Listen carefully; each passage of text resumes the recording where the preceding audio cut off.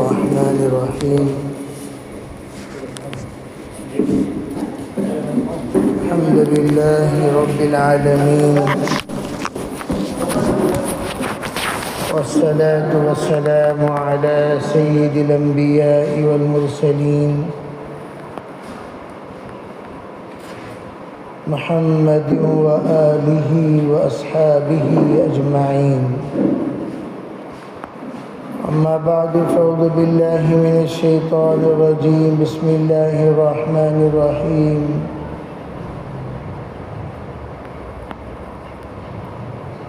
يا أيها الذين آمنوا اتقوا الله وقولوا قولا سديدا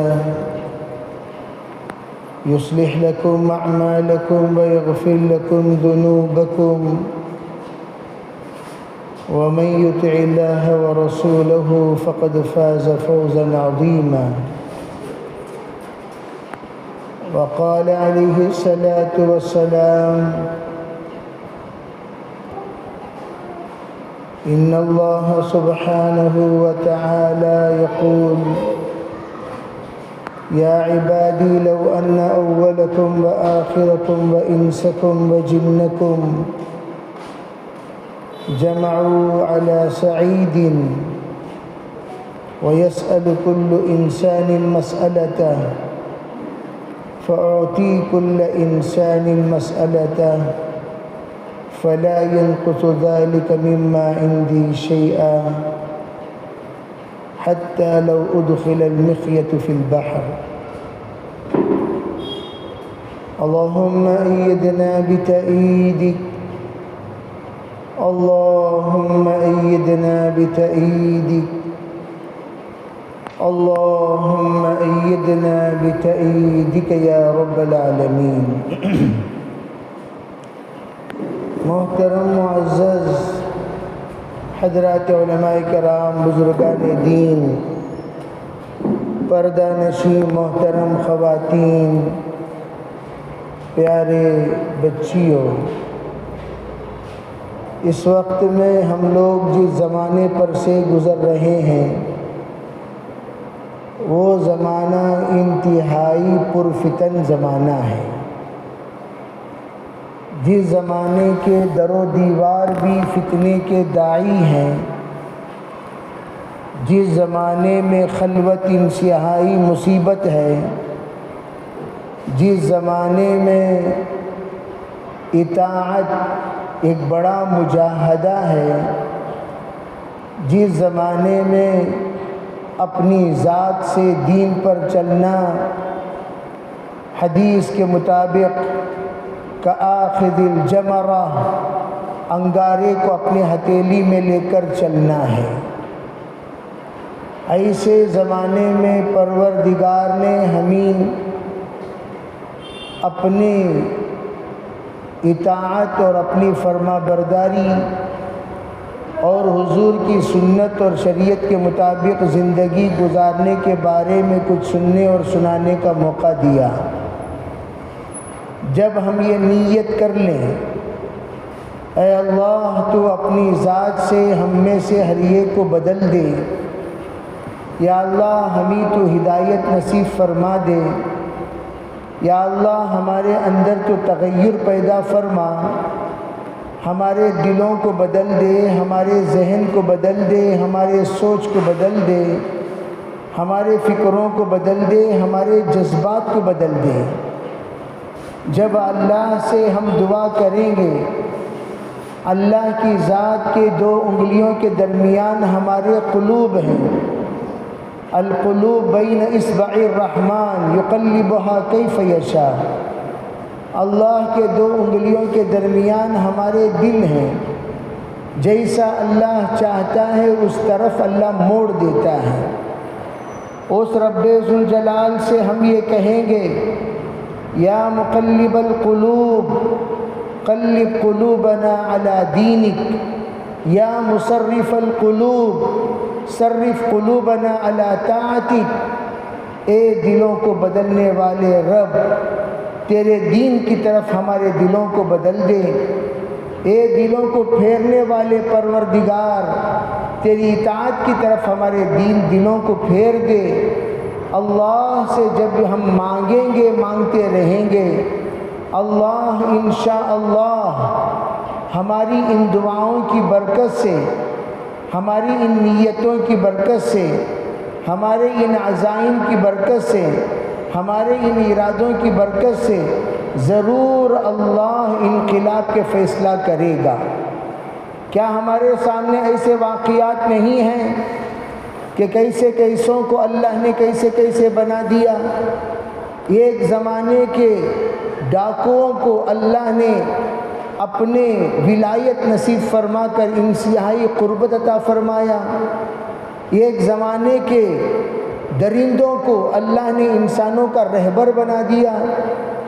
ایک زمانے کے بے ہدہ لوگوں کو اللہ نے مقتدا اور مربی بنا دیا، اور ایک زمانے کے انتہائی پناہ جن سے لیے جاتے تھے، ایسے لوگوں کو انتہائی مقدس اور متبرک بنایا، جن کی قربت لوگ سعادت سمجھ کر وہ اپنایا کرتے تھے۔ ذرا سوچیں کہ جب اللہ جل جلالہ امن والہ توبہ کا دروازہ اس لیے کھولا ہے کہ اللہ جل جلالہ کی طرف سے اعلان کیا جاتا ہے کہ ایک دن کے گنہگار بندے رات میں آ کر توبہ کر لے، ان اللہ یبسط یدہ باللیل لیتوب مسیح النہار ویبسط یدہ بالنہار لیتوب مسیح اللیل۔ اللہ دن میں ہاتھ پھیلاتے ہیں، اے رات کے گنہگار بندے آ جا۔ اللہ رات میں ہاتھ پھیلاتے ہیں، اے دن کے گنہگار بندے آ جا۔ اللہ کے طرف سے بار بار اعلان ہوتا ہے، آ جاؤ آ جاؤ آ جاؤ، تم سب میرے بندے اور بندی ہو۔ تم سے شیطان نے کھلواڑ کیا، تم سے نفس نے کھلواڑ کیا، تمہیں نے شیطان نے ورغلایا، فَأَزَلَّهُمَ الشَّيْطَانُ، اس نے تو اپنا عادت بنا لی ہے کہ وہ مردوں کو بھی ورغلاتا ہے، عورتوں کو ورغلاتا ہے، بچوں کو ورغلاتا ہے، بچیوں کو ورغلاتا ہے، نوجوان لڑکوں کو ورغلاتا ہے، نوجوان لڑکیوں کو ورغلاتا ہے، ورغلا کر گمراہ فرما کر ان سے گناہ کرواتا ہے تاکہ یہ اللہ کی بنائی ہوئی جنت سے محروم ہو جائیں۔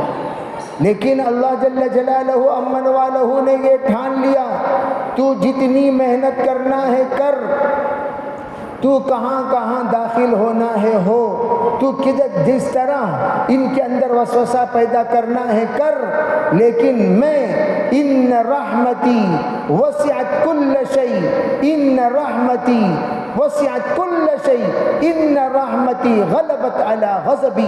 اللہ نے یہ ٹھان لیا میں اپنے رحمت کو وسیع رکھوں گا، ہر چیز سے بھی زیادہ وسیع میری رحمت ہوگی، اور میری رحمت میرے غصے پر غالب رہے گی۔ اللہ نے اسی کی برکت سے استغفار عطا فرمائی، اللہ نے اسی کی برکت سے استغفار عطا فرما کر یہ کہا کہ تم جتنا بھی گنہگار ہو جاؤ، لو بلغت ذنوب کعنان السماء، فرمایا اگر تمہارے گناہ آسمان کے بلندی تک بھی پہنچ جائیں، ثم تستغفر لی، پھر تم ایک مرتبہ کہہ دو، اے اللہ میری توبہ، اے اللہ میری توبہ، اے اللہ میری توبہ، میری توبہ قبول کر لے، میری توبہ قبول کر لے، میری توبہ قبول کر لے۔ اللہ فرماتے ہیں ثم تستغفرنی، پھر تم دل سے مجھ سے معافی مانگ لو، اغفر لک فلا ابالی، میں تمہیں معاف کر دوں گا، کوئی پرواہ نہیں ہے ان گناہ کے انبار کی طرف، اس کے طرف میں توجہ بھی نہیں دیتا، اس کی طرف میں نظر بھی نہیں کرتا، چاہے تم وقت کے کتنے بڑے گنہگار کیوں نہ بن جاؤ، تو میرے طرف سے اعلان عام ہے، اغفر لک فلا ابالی، میں معاف کر دوں گا، معاف کر دوں گا، معاف کر دوں گا، معافی مانگ لو۔ ہم کتنے بڑے گنہگار ہیں، ذرا اپنے آپ کو آئینے کے سامنے کھڑا کر کے پوچھو، اپنے آپ کو آئینے کے سامنے کھڑا کر کے پوچھو، آئینے کے سامنے جا کر کھڑے ہو جاؤ۔ المؤمن مرآۃ المؤمن، عجیب بات فرمایا، ایمان والے کے لیے ایمان والا آئینہ ہے۔ اب بھائی کون سا ایمان والے کو ہم جائیں، کون سے ایمان والے کے پاس ہم جائیں، کون سے ایمان والے سے ہم گفتگو کریں، کون سے ایمان والے سے ہم ملیں، کون سے ایمان والے سے ہم پوچھیں؟ بھئی آج کل تو ایمان والوں سے ملنا بڑا مشکل اور دشوار ہو رہا ہے۔ اللہ نے نظام بنا دیا، صحابہ کرام کے اس طور و طریقے سے حضرت عمر خود سے خطاب کر کے پوچھا کرتے تھے، صدیق اکبر خود سے بات چیت کرتے تھے، حضرت اولیاء کرام کا معمول تھا خود سے بات کرتے تھے، خواجہ باقی باللہ خود سے بات کرتے تھے، تمام اولیاء خود سے مخاطب ہو کر کہتے تھے، کبھی آئینے کے سامنے کھڑے ہو کر کہتے، ارے بھائی بتاؤ تم کیا اچھے ہو، کیا تم اچھے ہو، کیا تم اچھے ہو؟ ذرا آئینے کے سامنے ہمارا بار بار کھڑنا ہوتا ہے، کبھی آئیبرو کے لیے کھڑنا ہوتا ہے، کبھی پاؤڈر کے لیے کھڑنا ہوتا ہے، کبھی میک اپ کے لیے کھڑنا ہوتا ہے، کبھی بالوں کو سجانے کے لیے کھڑنا ہوتا ہے، کبھی مانگ نکالنے کے لیے کھڑنا ہوتا ہے، ڈریس پہننے کے بعد ہم کیسے لگ رہے ہیں دیکھنے کے لیے کھڑنا ہوتا ہے۔ اللہ کے رسول علیہ السلام نے اسی آئینے کے سامنے کھڑے ہوتے وقت دعا پڑھنے کے لیے فرمایا، اللہم انکا حسنت خلقی فاحسن خلقی، فرمایا اے لوگو، اے خواتین، خاص طور پر سب سے زیادہ آئینہ دیکھنے والی خواتین ہوا کرتی ہیں۔ خواتین آئینے کے سامنے اپنے آپ کو سجاتی ہیں، اپنے آپ کو بے عیب بناتی ہیں، اپنے آپ کو جاذب نظر بناتی ہیں، اپنے آپ کو دلربا بناتی ہیں، اپنے آپ کو دلکش بناتی ہیں، اور اپنے آپ کو ایسا منقش کرتی ہیں، مزین کرتی ہیں کہ دیکھنے والے خوش ہو جائیں۔ محترم خواتین، وہی آئینہ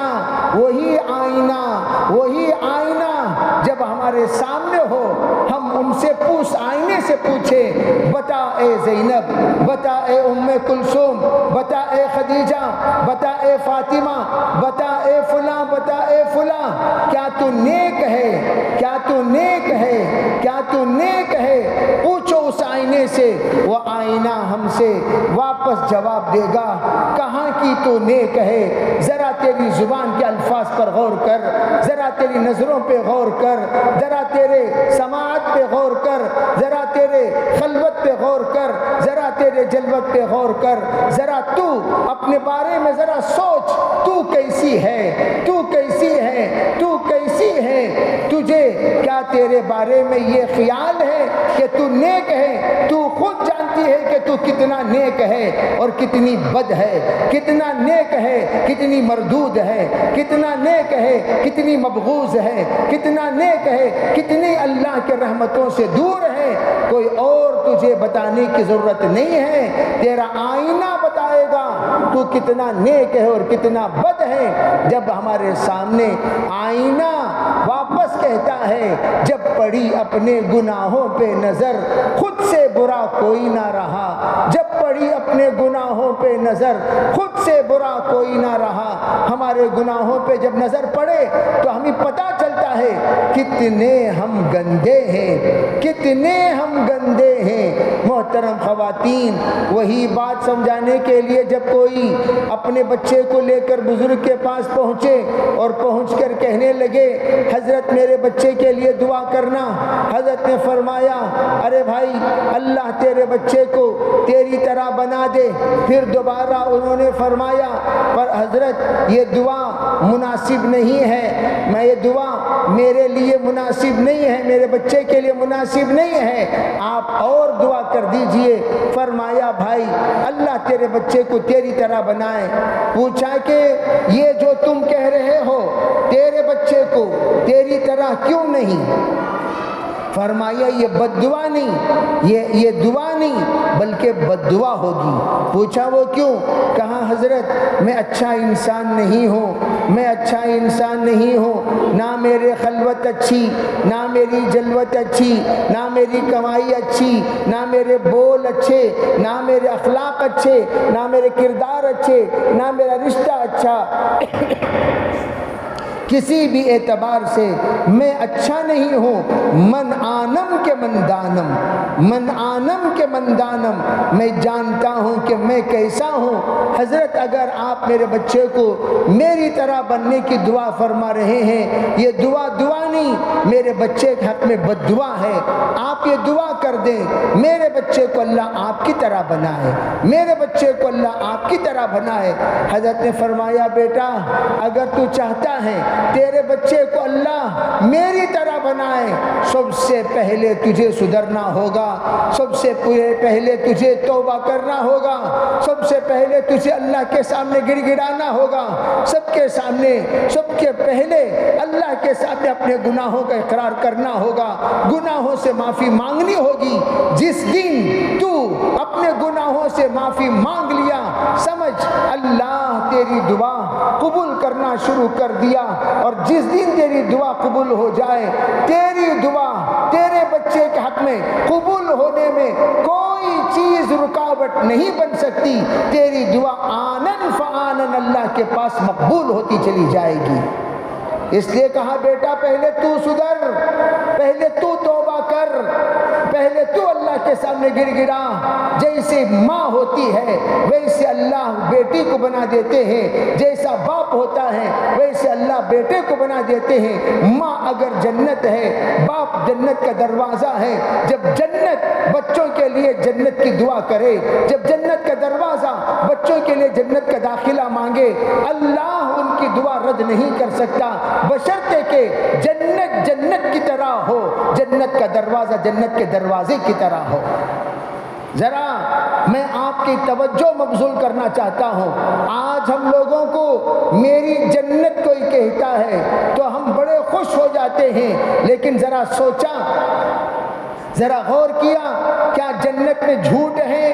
کیا جنت میں بے حیائی ہے؟ کیا جنت میں مکاری ہے؟ کیا جنت میں دغا ہے؟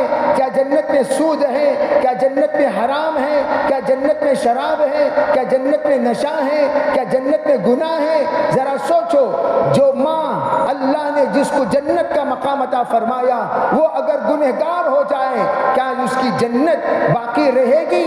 یا دروازہ جس وقت میں بدکار ہو جائے، جب باپ کی حرام کاری میں مبتلا ہو جائے، حرام کھانے کا عادی بن جائے، ذرا سوچو کیا اس کا جنت کے دروازے کا عہدہ، کیا اس کے جنت کے دروازے کا مقام باقی رہے گا؟ اب علماء نے عجیب بات لکھی ہے، جنت اور جنت کا دروازہ کیوں کہا؟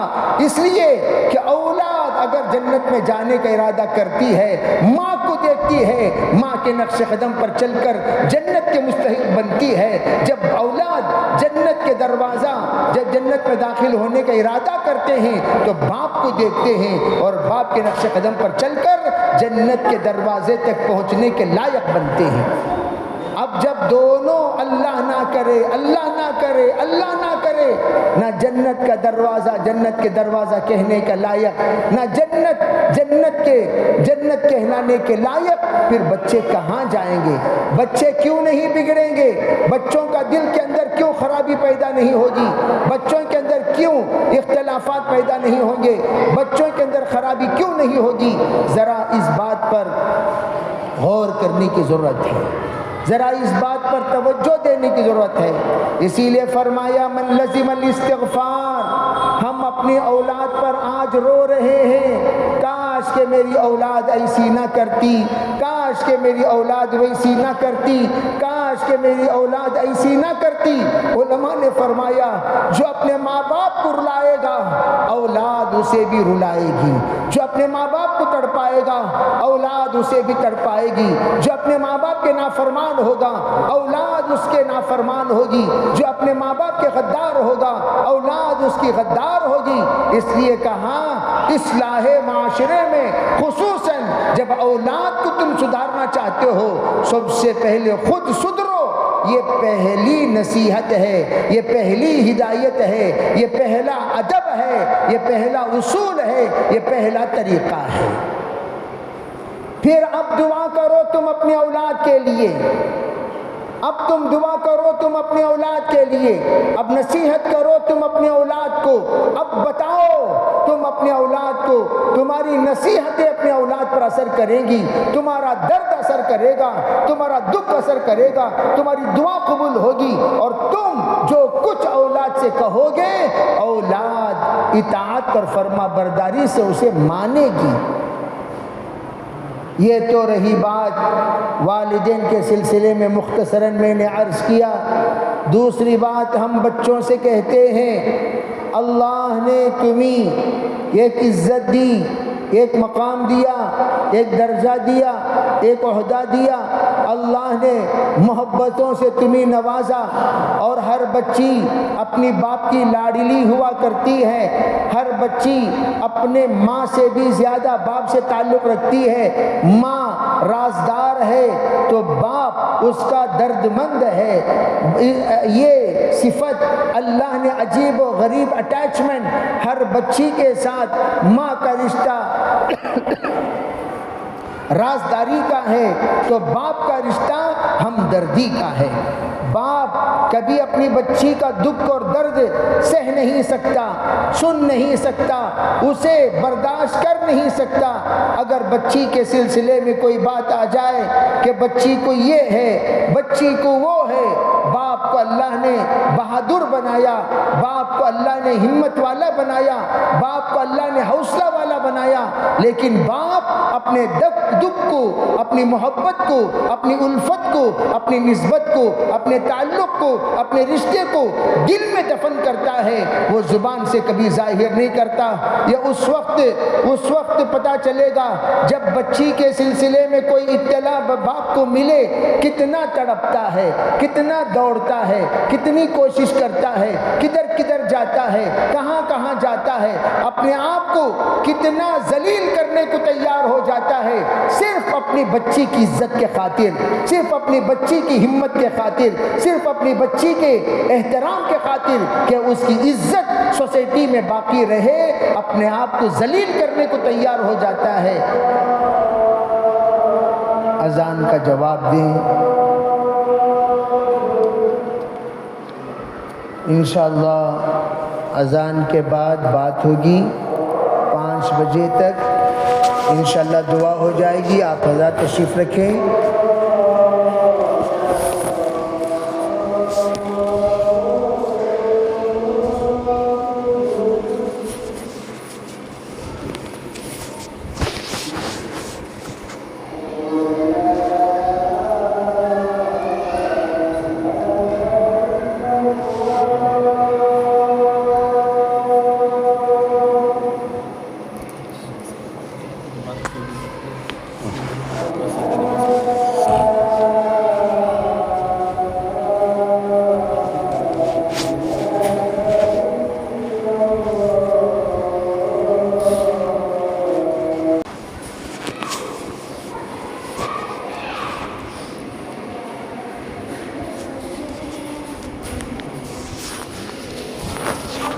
بسم اللہ الرحمن الرحیم۔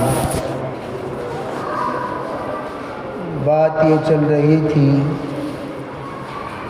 اللہ تعالی نے بچیوں کو ایک عجیب تعلق اپنے والدین کے ساتھ نصیب کیا۔ جس وقت بچیاں پیدا ہوتی ہیں، سراپا رحمت، سراپا برکت سمجھ کر گھروں میں خوشیاں چھا جاتی ہیں۔ ان خوشیوں میں تمام اہل خانہ شریک ہو کر جشن منانے لگتے ہیں کہ ہمارے گھر میں فلاں بچی پیدا ہوئی، ہمارے گھر میں فلاں بچی پیدا ہوئی۔ ایک عجیب سی خوشی کی لہر دوڑنے لگتی ہے۔ سوچنے کی بات یہ ہے، اللہ جل جلالہ امن والہ نے اس بچی کے لیے ذہن میں بات ڈالتے ہیں یہ نام رکھا کرو، وہ نام کے ذریعے سے ان کو موسوم کیا جاتا ہے۔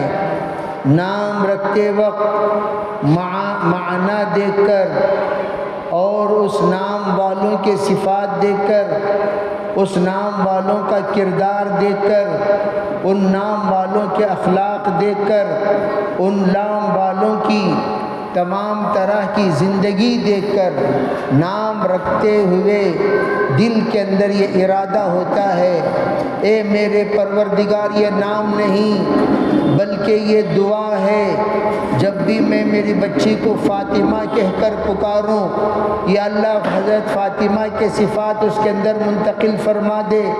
جب میری بچی کو میں زینب کر کے پکاروں، یا اللہ حضرت زینب کے صفات اس کے اندر منتقل فرما دے۔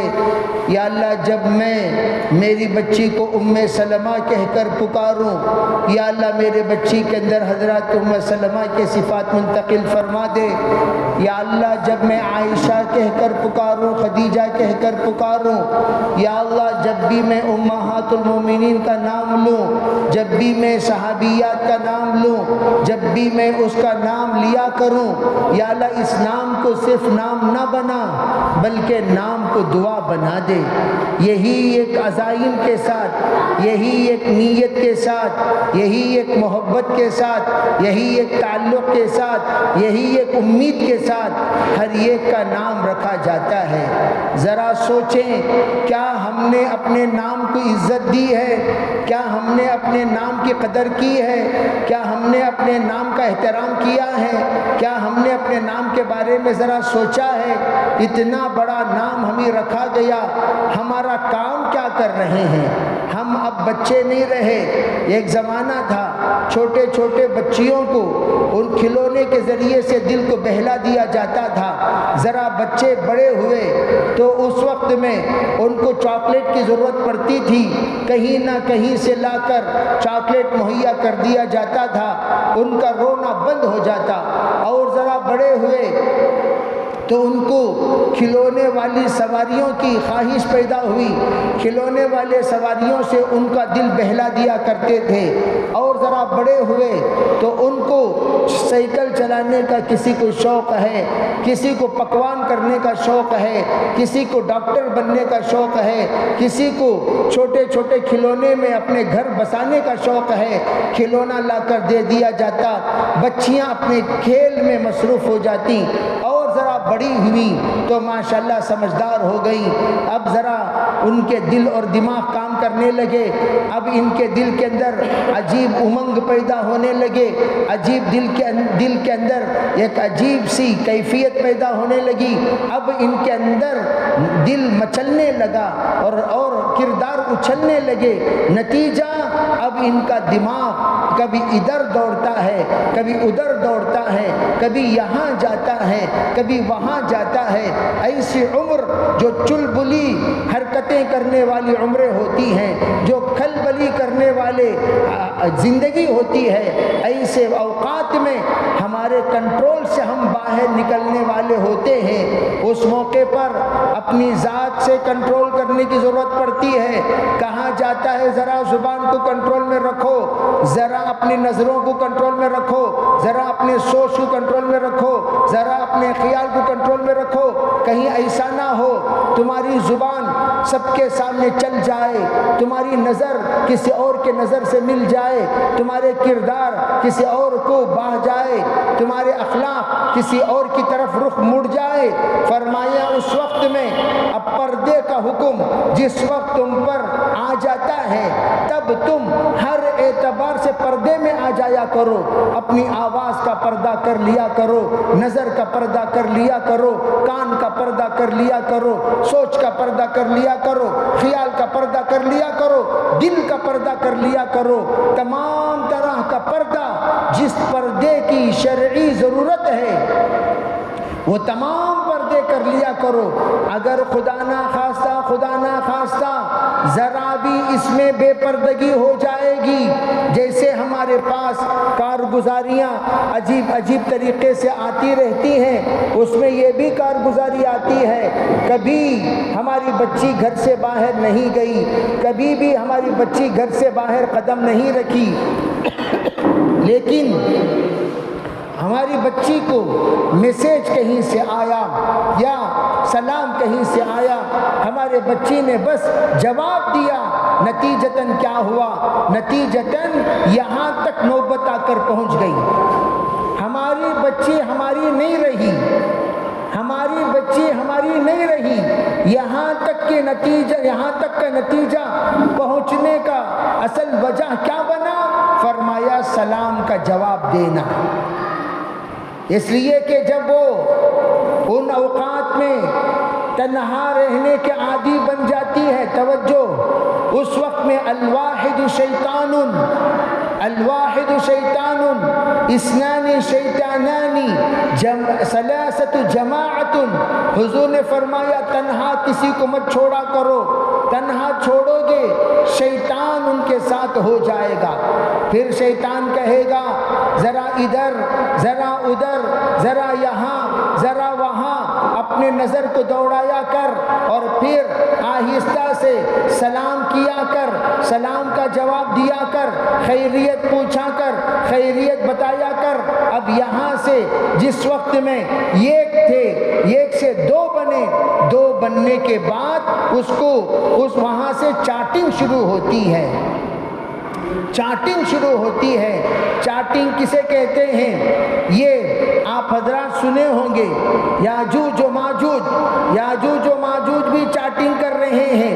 وہ کس کی چاٹنگ کر رہے ہیں؟ سد سکندری کی چاٹنگ کر رہے ہیں۔ چاٹ کر اسے ایک زمانہ آئے گا پتلا کر دیں گے اور پھر سد سکندری کو توڑ دیں گے۔ پتہ چلا چاٹنگ کوئی معمولی چیز نہیں ہے، یہ ایمان کو توڑنے والا، یہ اخلاق کو توڑنے والا، یہ عادتوں کو توڑنے والا، یہ عزتوں کو توڑنے والا۔ چاٹنگ کرتے کرتے سب کچھ چاٹ دیں گے، ایمان کو بھی چاٹ لیا، پردے کو بھی چاٹ لیا، اخلاق کو بھی چاٹ لیا، عادتوں کو چاٹ لیا، اپنی خاندان کی عزت اور وقار کو چاٹ لیا، اپنے باپ کی محبت کو چاٹ دیا، اپنی ماں کی ممتا کو چاٹ دیا، اپنے بھائی اور بہنوں کے تعلقات کو چاٹ دیا، سب کچھ چاٹ کر، یہ چاٹنگ نے سب کچھ چاٹ کر آخر میں فنا اور برباد کر دیا۔ عزتیں سڑکوں پہ آ گئیں، عزتیں نیلام ہو گئیں، عزتیں پولیس اسٹیشن تک پہنچ گئیں، عزتیں لائر کے پاس پہنچ گئیں، عزتیں نیلام ہو کر پامال ہو کر، اللہ نہ کرے اس بے عزتی کو سہ نہ سکے بہت سارے غیور والدین خودکشی کرنے پر مجبور ہو گئے۔ میری بچی کی ایک شان تھی، میری بچی میری عزت، میری بچی میری زندگی، میری بچی میرے زندگی کا مقصد، میری بچی میری کمائی کا مقصد، میری بچی میرے لیے سب کچھ ہے۔ جب اس نے خود بے وفا ہو گئی، اس نے خود جب غداری کر دی، کسی ایک کے جھوٹے وعدے پر، کہا کہ اسی وقت والدین مر گئے، والدین ختم ہو گئے، والدین نیست ہو گئے، والدین نابود ہو گئے، والدین کی قبریں بن گئی۔ اب سوچو، کیا ہم لوگوں کو معمولی اجنبی، غیر اغیار اجنبی جھوٹا، اس کے جھوٹے وعدے، اس کے جھوٹے ارادے، اس کے جھوٹے قسمیں آج ان تمام بہنوں کو بتا رہی ہے جنہوں نے ایسے خبیثوں کے پیچھے پڑ کر، میں ہمیشہ کہا کرتا ہوں، آج تو اسے اچھا لگا، آج تو اسے اچھی لگی، وہ تجھے اچھا لگا، یاد رکھنا جو کسی کے پردے والی پر، کسی کی امانت پر، کسی کی عزت پر، کسی کے یعنی یوں سمجھو زندگی کے مقصد پر غلط نیت سے نظر ڈال کر وہ اگر تجھے اپنے قابو کر لیتا ہے تو یاد رکھنا وہ حرام خور ہے، وہ غدار ہے، وہ کون ہے؟ چنکھو مرغی ہے، چنکھو مرغی مرغی کی عادت کیا ہے، کبھی یہاں چنتا ہے کبھی وہاں چنتا ہے۔ وہ مرغا ایک جگہ پر نہیں رہے گا، وہ چنکھو ہے، یہاں چنے گا وہاں چنے گا، ادھر چنے گا ادھر چنے گا۔ جو آج تجھے چنا وہ کل کسی اور کو چنے گا، پرسوں کسی اور کو چنے گا۔ کیوں؟ چن کھانے کی عادت ہے، کبھی یہاں کبھی وہاں، کبھی ادھر کبھی ادھر۔ اور لیکن ہم لوگ دیکھ رہے ہیں تمام اخبار میں، دیکھ رہے ہیں تمام واٹس ایپ گروپوں میں، ایسی خبریں ہمیں موصول ہو رہی ہیں۔ جو والدین کا دل دکھا کر گئے، زندگی میں کبھی سکھ والی زندگی نہیں جیے، نتیجتاً ان کا جنازہ ایسی حال میں پہنچا، کئی قسطوں میں، کئی حصوں میں، کئی رخ میں جل کر راکھ ہو کر۔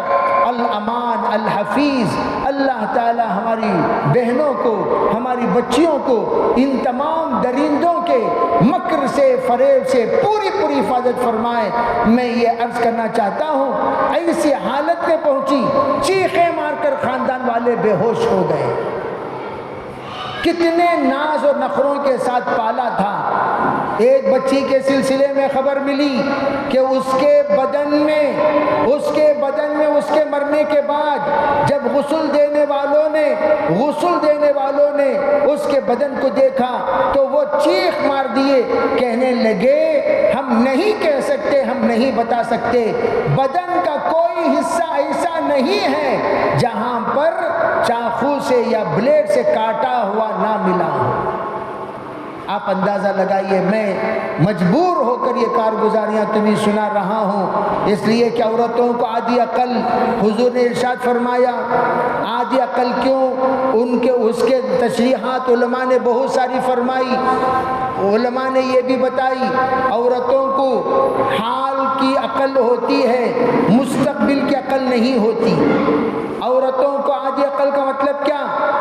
آدھی عقل کا مطلب حال کی عقل ہوتی ہے، مستقبل کی عقل نہیں ہوتی۔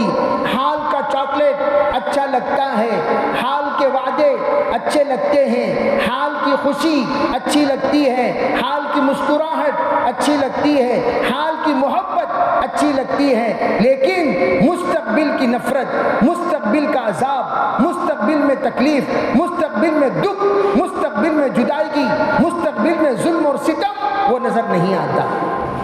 اس لیے ان کو آدھی عقل کہا گیا۔ کیا مطلب؟ حال کی عقل ہے، اسی لیے کہا مشورے کا امیر عورت کو نہ بناؤ۔ کیوں؟ ان کو حال کے بارے میں پتا ہے، مستقبل کے بارے میں ان کا خیال جاتا ہی نہیں۔ آئندہ کیا ہوگا؟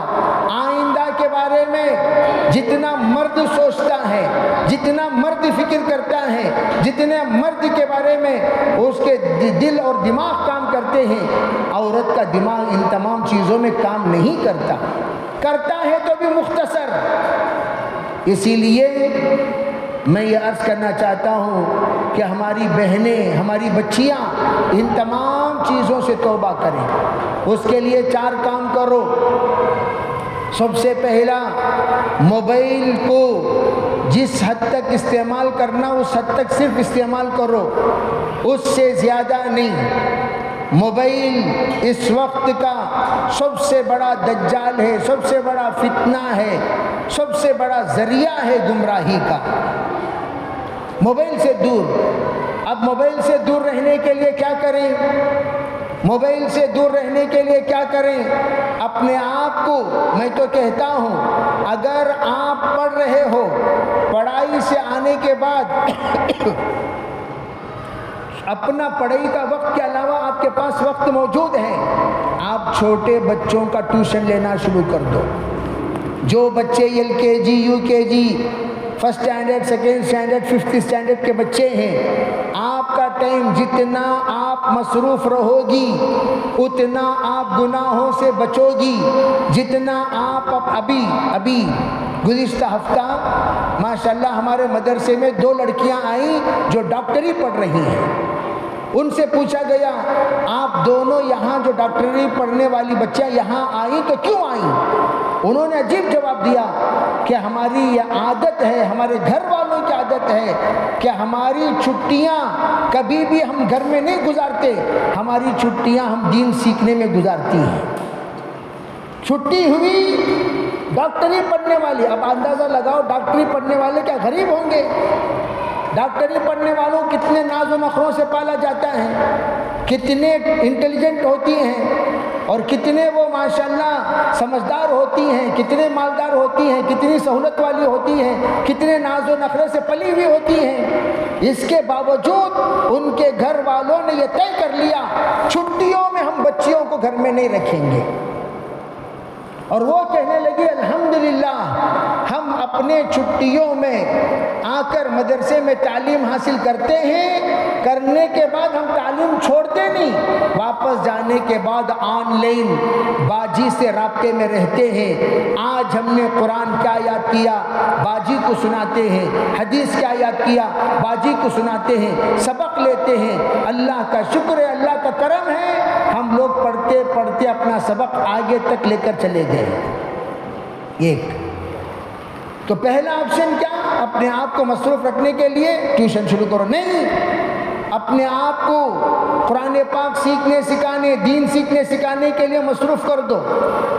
جہاں پر آپ پڑھ رہی ہیں وہاں پڑھائی ختم ہونے کے بعد سیدھا جاؤ، اپنا وقت وہاں پر گزارو، قرآن پاک حفظ کرو، دین سیکھو، مسائل سیکھو، زندگی سیکھو، اردو سیکھو، سیکھ کر آپ اپنے آپ کو گناہوں سے بچانے کی کوشش کرو۔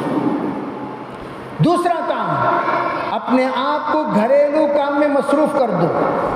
آپ کالج سے آ گئی، آنے کے بعد امی سے کہہ دینا امی برتن وغیرہ ڈال کر رکھیے میں آ کر دھو دوں گی، کپڑے ڈال کر رکھیے میں آ کر کام کر دوں گی، گھر کی صفائی میں کر دوں گی، گھر کو جھاڑو مار دوں گی، پودوں کو پانی ڈال دوں گی۔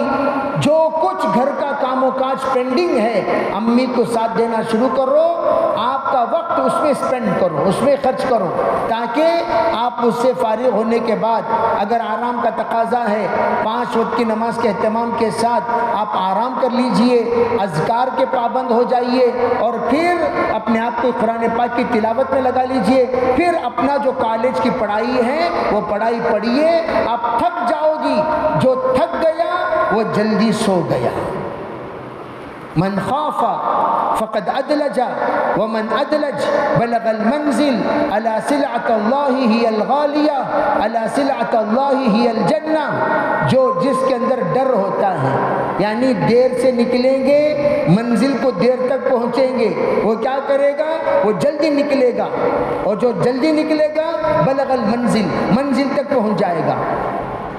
علماء نے اس میں بہت ساری باتیں بتائی، اس میں ایک بات یہ بتائی جو چاہتے ہیں کہ ہمیں گناہوں سے بچنا، تو ایسا کام کرے کہ اپنے آپ کو اتنا مصروف کرو، اتنا مصروف کرو، اتنا مصروف کرو کہ تم تھک جاؤ، اور جب تھک جاؤ گے عشاء پڑھتے ہی آپ کو نیند آنا شروع ہو جائے گی، کھانا کھا کر جلدی سو جاؤ۔ جلدی سو گئے اللہ بلا سے محفوظ ہو جاؤ گے۔ تیسری بات، کبھی اپنی بچیوں کو تنہا مت چھوڑا کرو۔ آج کل سپریٹ کمرہ بنانے کے عادی ہیں، یہ ہمارے بچی کے واسطے، یہ ہماری الگ چیز ہے، بچی کے واسطے کمرہ رکھو، بچے کے واسطے کمرہ رکھو، لیکن جب آرام کرنے کا وقت آئے ماں بچی کے ساتھ آرام کرے، باپ لڑکے کے ساتھ آرام کرے، حکمتاً جب تک ان کی نیند نہ لگے آرام کرو بچی کے ساتھ، بچے کے ساتھ۔ کیوں؟ تاکہ وہ خرافات سے بچے۔ تمہیں الگ کمرے میں چھوڑ دیے، دروازہ کھولے تو سوئے جیسا ایکٹنگ، پھر اس کے بعد چاٹنگ، پھر ایکٹنگ، پھر چاٹنگ، پھر ایکٹنگ، پھر چاٹنگ، رات کو 2-2 بجے تک چاٹنگ، رات کو 3-3 بجے تک چاٹنگ، بعض صبح تک بھی چاٹنگ۔ اس لیے یہ ایکٹنگ کی ضرورت نہیں، سو جانا سختی کے ساتھ۔ ماں مربیہ ہے، معلمہ ہے، ماں انشاءاللہ سختی کرے گی۔ سختی کرنے کا مطلب ایسا نہیں کہ آپ جلاد بن جائیں، سختی کا مطلب کیا؟ آپ ایسی ترتیب بنائیں محبت بھی قائم رہے اور بگاڑ سے بھی ہماری بچیاں بچی رہیں۔ دوسرا عمل، تیسرا عمل، چوتھا عمل کیا ہے؟ فرمایا چوتھا عمل یہ ہے کہ کسی نہ کسی سے، یہ چاروں عمل کرنا ہے، کسی نہ کسی سے ہماری بچیوں کا اصلاحی رشتہ ہونا چاہیے، بیعت ہونی چاہیے۔ جیسے دعوت سے تعلق رکھو، تعلیم و تعلم سے تعلق رکھو، اور تزکیہ و تصوف سے تعلق رکھو، تین سے بھی ہمارا تعلق ہونا۔ جیسے میں نے کہا کہ ہمارا تعلق ہفتے واری اجتماع، ہفتے کو اتوار کو ہو تو آپ اجتماع کو جائیے، اصلاحی بیانات ہو رہے ہیں، اصلاحی بیانات میں آئیے، اور آپ کو کہیں بھی اللہ والے آئے، علماء آئے، اتقیاء آئے، صوفیاء آئے، آپ ان کے نصیحت سننے کے لیے حاضر ہو جائیے، تو یہ ہماری اصلاحی باتیں ہوتی رہیں گی، پہلی بات۔ دوسری بات، آپ کا مدرسے سے رشتہ ہونا چاہیے، جیسے دعوت سے رشتہ، مدرسے سے رشتہ، کسی نہ کسی باجی سے، کسی نہ کسی آپا سے، کسی نہ کسی معلمہ سے ہماری بچیوں کا رشتہ ہو۔ ان کے پاس آپا ذرا قرآن پڑھاؤ، آپا ذرا حدیث پڑھاؤ، آپا ذرا دین پڑھاؤ، آپ کا رشتہ اس سے ہونا چاہیے، تو پڑھنا پڑھانا بھی سلسلہ چلتا رہے گا۔ ہم گلبرگہ گئے، گلبرگہ میں 80 بچیاں پڑھتی ہیں مدرسے میں، تو انہوں نے کہا حضرت آج 800 بچیوں کا ختم قرآن ہے۔ میں نے پوچھا بھئی یہاں 80 بچیاں پڑھ رہی ہیں، 800 بچے کیسے؟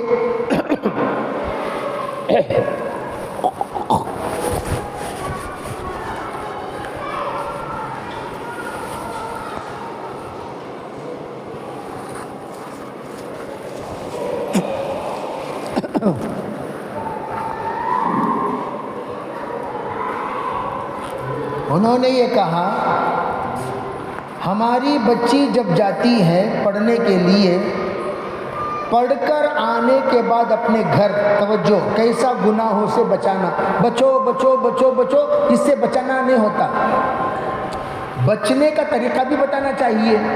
تو واپس آنے کے بعد گھر کی جتنی عورتیں ہیں، امی ہیں، بہن ہے، خالہ ہے، نانی ہے، دادی ہے، پھپھو ہے، اڑوس پڑوس کے آنٹیاں ہیں، جو آ سکتے سب کو گھر کو بلا لو۔ جو پڑھا اس نے مدرسے میں، جو سبق سنا کر آ رہی ہے، وہ سبق بیٹھ کر اپنے خالہ کو پڑھاتی ہے، اپنے آنٹی کو پڑھاتی ہے، اپنے مامی کو پڑھاتی ہے، اپنے پھپھو کو پڑھاتی ہے۔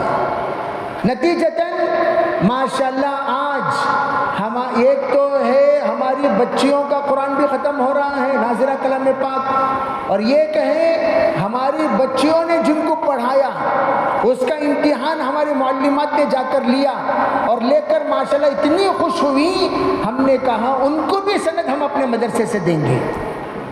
یہ کہیں ہمارے پاس پڑھی ہوئی، یہ کہیں ہمارے پاس پڑھے ہوئوں کے پاس پڑھی ہوئی، تو آج ہم 800 لوگوں کو ختم قرآن کی سند دے رہے ہیں، وہ کس کی؟ ان بچوں کی محنت سے۔ تو ہم ہر گھر میں سسٹم بنا سکتے ہیں، بچوں کو اپنے کالج کی پڑھائی پڑھنے کے لیے ٹائم دے دو، باقی جو پڑھائی جس کو خالی چھوڑنے پر وہ چاٹنگ میں لگ جاتی ہیں یا دیگر خرافات میں لگ جاتی ہیں، ان تمام اوقات کو آپ مصروف کر دو، انشاءاللہ اللہ تعالیٰ خیر کا معاملہ کرے گا۔ اس لیے میں آج آپ حضرات کے سامنے یہ بھی بات واضح کر دیتا ہوں کہ ہم لوگ روزانہ جو توبہ کا کلمہ میں پڑھا رہا ہوں پڑھ لیجئے، اور پھر میں چند کلمات آپ کو سکھاؤں گا، وہ سیکھ لیجئے۔ انشاءاللہ ان کلمات کو صبح شام پڑھتے رہیے، اللہ انشاءاللہ اس نسبت کی برکت سے گناہوں سے اللہ بچائے گا۔ سب بڑے اور چھوٹے جتنے بھی موجود ہیں، ہمیشہ یاد رکھو توبہ کرنا اور کرانا یہ سنت ہے، اور یہ ہمارے بزرگوں کی عادت ہے، خود بھی کرنا چاہیے، دوسروں کو بھی کرانا چاہیے، یہ کہ بیعت و ارشاد اور یہ کہ توبہ اور استغفار، اور ہم یہاں پر توبہ اور استغفار کر رہے ہیں۔ انشاءاللہ سب دل سے استغفار کر لیں، سر جھکائیں اور دل کے اندر اپنے تمام گناہوں کے بارے میں سوچیں، میں نے اپنی زندگی میں کتنی غلطیاں کی ہیں اور اسی کا نتیجہ یہ تمام دن دیکھنے پڑ رہے ہیں۔ اس کے بارے میں تصور کرتے ہوئے استغفر اللہ یعنی اللہ سے مغفرت طلب کریں۔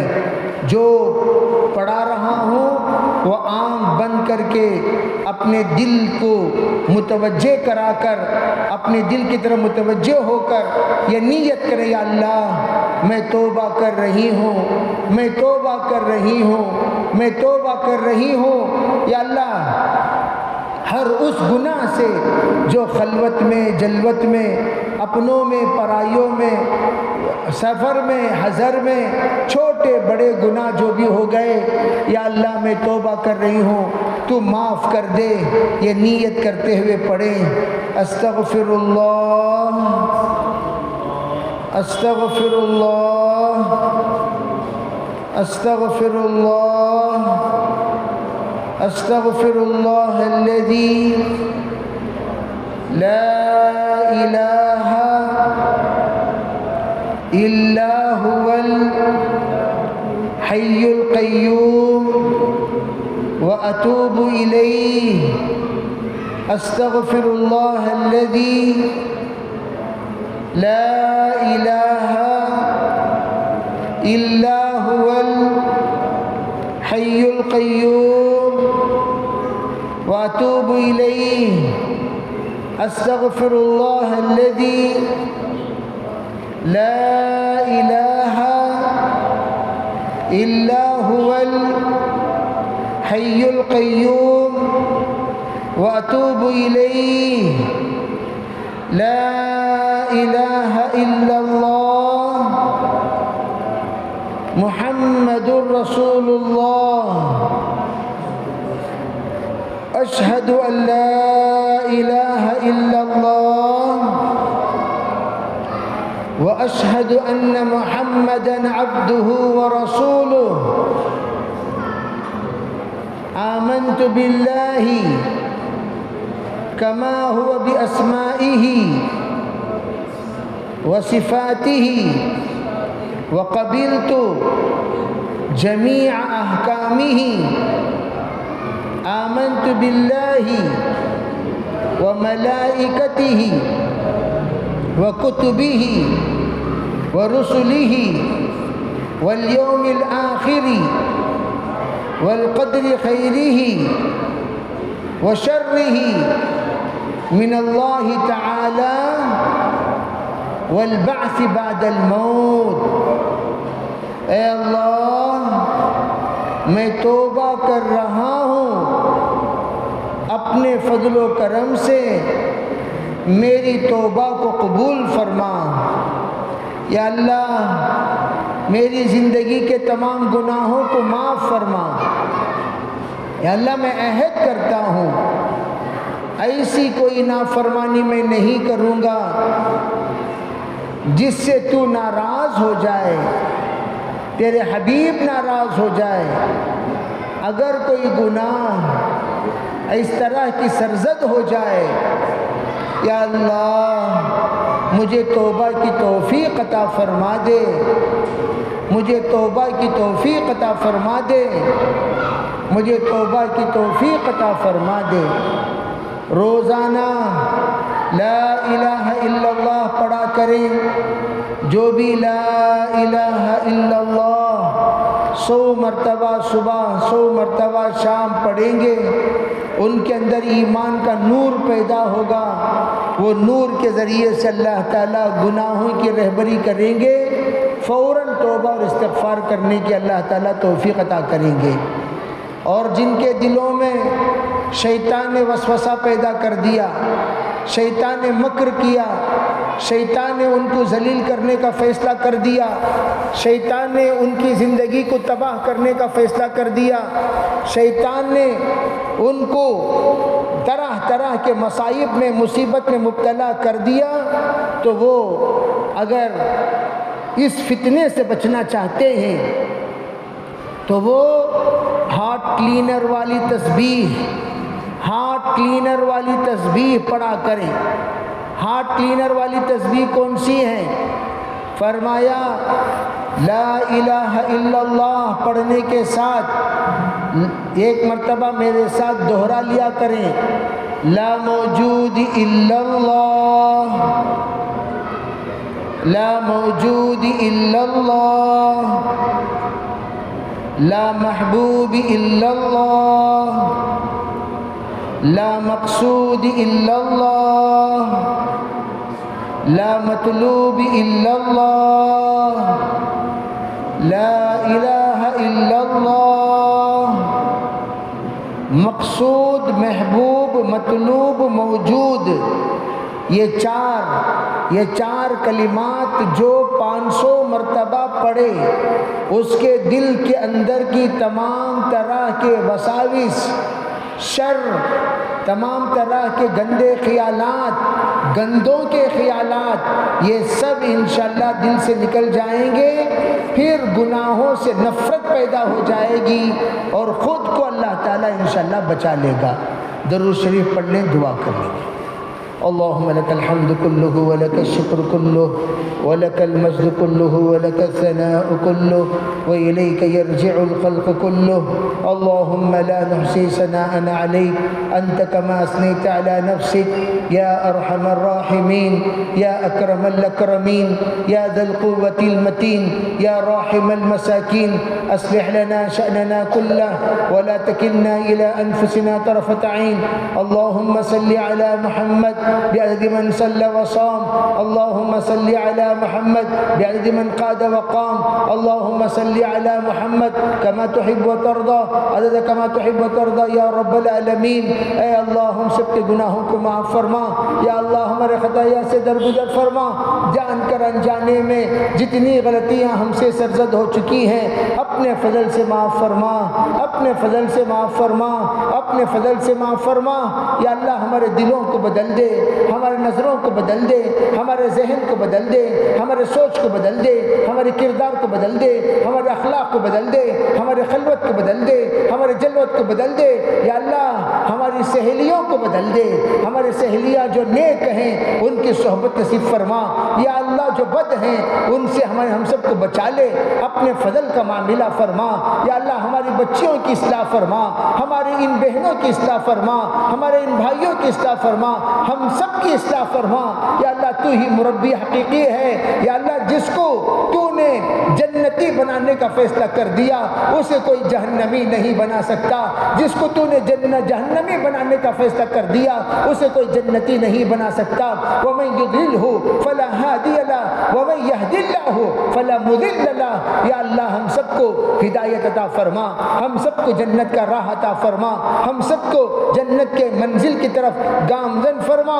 یا اللہ ہم میں سریے کے اندر یا اللہ گناہوں کی نفرت پیدا فرما، گناہوں کی نفرت پیدا فرما، گناہوں کی نفرت پیدا فرما۔ یا اللہ ہمارے یا اللہ بچوں کو بچا لیجئے، ہمارے بچوں کو بچا لیجئے۔ یا اللہ جس طرح چیل کی نظر یا اللہ اپنے شکار کی طرف ہوتی ہے، یا اللہ اسی طرح گندوں کی نظر بندوں کی طرف ہے۔ یا اللہ گندوں کی نظر کو یا اللہ اندھا کر دیجئے، نظر کو نابینا کر دیجئے۔ جو لوگ ان کی طرف ہاتھ بڑھائے ہاتھ کو شل کر دیجئے۔ جو اللہ جس طرح تو نے حضرت سارہ کے ساتھ معاملہ کیا تھا، حضرت سارہ کے ساتھ گندا ارادہ کیا، یا اللہ تو نے اسے یا اللہ تکلیف میں مبتلا کر دیا، تو نے شل کر دیا، تو نے اس کو اس گناہ کی سزا دے دی۔ یا اللہ اس طرح ہماری بچیوں کو نیک بنا دیجئے، ان کے طرف بڑھنے والے ہاتھ یا اللہ ٹوٹ جائیں، ان کے طرف بڑھنے والے قدم لقوہ مار جائیں، ان کے طرف بولنے والی زبان گونگی ہو جائیں، ان کی طرف دیکھنے والی نظر بہری ہو جائے، ان کی طرف ان کے بارے میں کے سننے والے کان یا اللہ ان کی طرف یا اللہ دیکھنے والی نظر اندھی ہو جائے، ان کی طرف سننے والے کان بہرے ہو جائیں، ان کے بارے میں سوچنے والے دماغ یا اللہ پاگل ہو جائیں۔ اس طرح کے کرشمے والے فیصلے فرما دے یا اللہ، ہمارے بچوں کو اتنا نیک بنا دے، اتنا نیک بنا دے، وہ کبھی اپنی نماز نہ چھوڑے، وہ کبھی اپنے ذکر نہ چھوڑیں، وہ کبھی تلاوت نہ چھوڑیں یا اللہ، ہمیشہ تجھ سے مانگے، تجھ سے مانگے، اپنی زندگی کا خیر تجھ سے مانگے، اپنی زندگی کا ساتھی تجھ سے مانگے، اپنی زندگی کا رہبر تجھ سے مانگے، اپنی زندگی کا تعلق تجھ سے مانگے، اپنی زندگی کے لیے یا اللہ جو کچھ خیر ان کے والدین نے مانگا یا اللہ وہ بھی تجھ سے مانگنے والے بن جائیں یا اللہ۔ جن جنوں سے پناہ مانگنا چاہتے ہیں یا اللہ، بچاؤ چاہتے ہیں، وہ تجھ سے مانگ کر بچاؤ چاہنے والے بنے، جیسے حضرت سارہ نے تجھ سے مانگا، تو نے ان کے ساتھ انتقام کا معاملہ کیا، اسی طرح ہماری تمام بہنوں کا تعلق یا اللہ تجھ سے جوڑ دے، تجھ سے جوڑ دے۔ جو اذکار ہم نے بتائے وہ اذکار کی برکت یا اللہ ان تمام کو ظاہر فرما دے یا اللہ، ہماری شادیاں ہو جائیں، ایسے فیصلے فرما۔